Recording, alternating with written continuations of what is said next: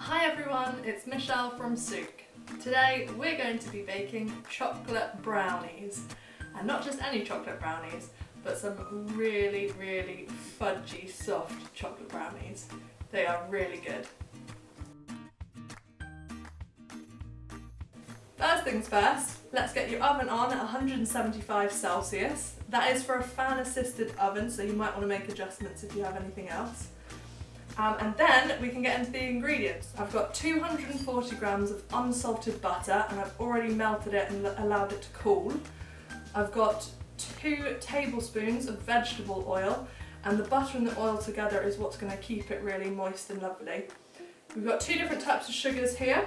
260 grams of caster sugar or white sugar, and we've got 200 grams of light brown sugar. Then we've got 4 eggs and 1 tablespoon of vanilla extract. And our flour, we have 130 grams of plain flour, and I've also got about 3/4 teaspoon of salt. Then we've got the yummy part. I've got 100 grams of cocoa powder and 200 grams of chopped chocolate.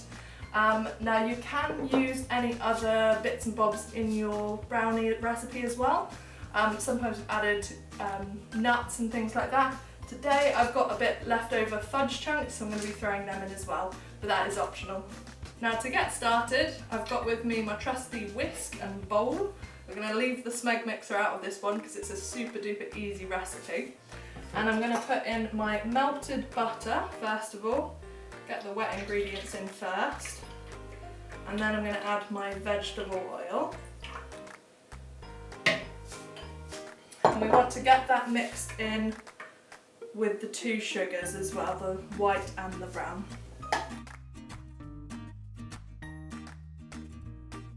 So let's give that a good mix. That's nice and mixed in our bowl now, so next we'll move on to the last wet ingredients, our eggs and vanilla extract. Let's plonk them all in there.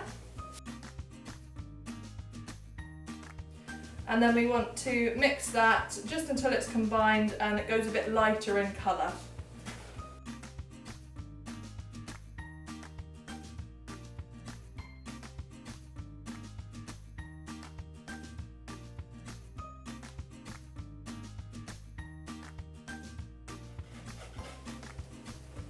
Okay, so that looks a little bit lighter now. Almost looks like a caramel sauce, and that's perfect. So I've been mixing it for about a minute. And next we want to get our sieve, and that's when we're going to pop in all of our dry ingredients. So we've got the flour and the salt and also the cocoa powder.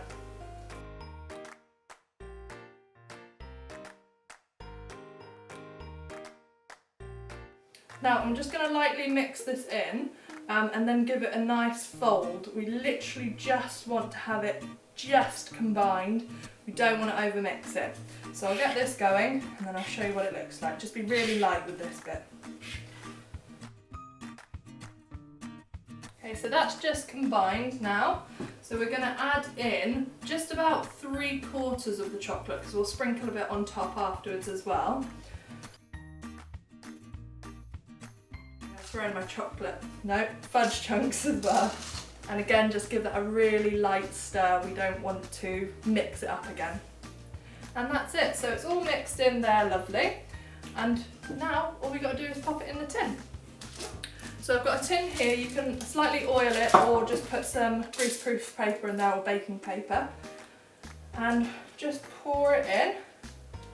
Make sure you get to all of your edges. And then we're just going to flatten it out.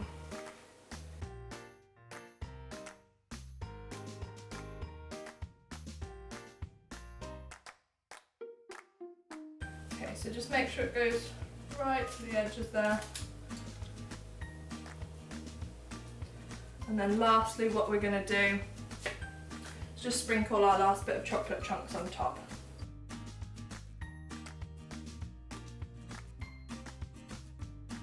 So there we have it. That is our chocolate brownie mix ready to go in the oven. Now there are 2 ways of doing this brownie. It's really versatile. If you want to keep it nice and fudgy, I'd suggest putting it in the oven for about 25 to 30 minutes. When you take it out, it is still going to be gooey in the middle, but it will carry on cooking as it's cooling down.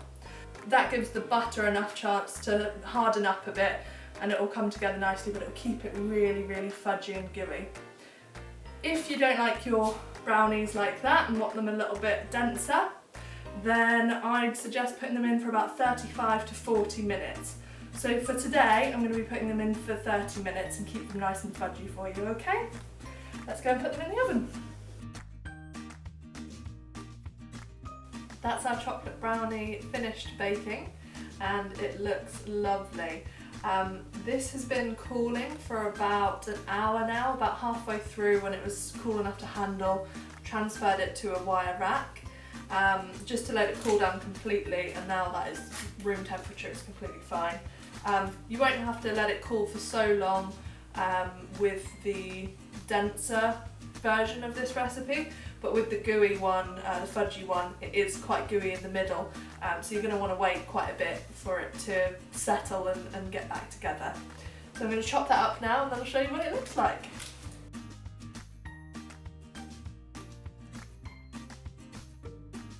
And that's our brownies all done. They look great, and I can't wait to get eating these. Thank you very much for watching. If you'd like to see more, then remember to like and subscribe.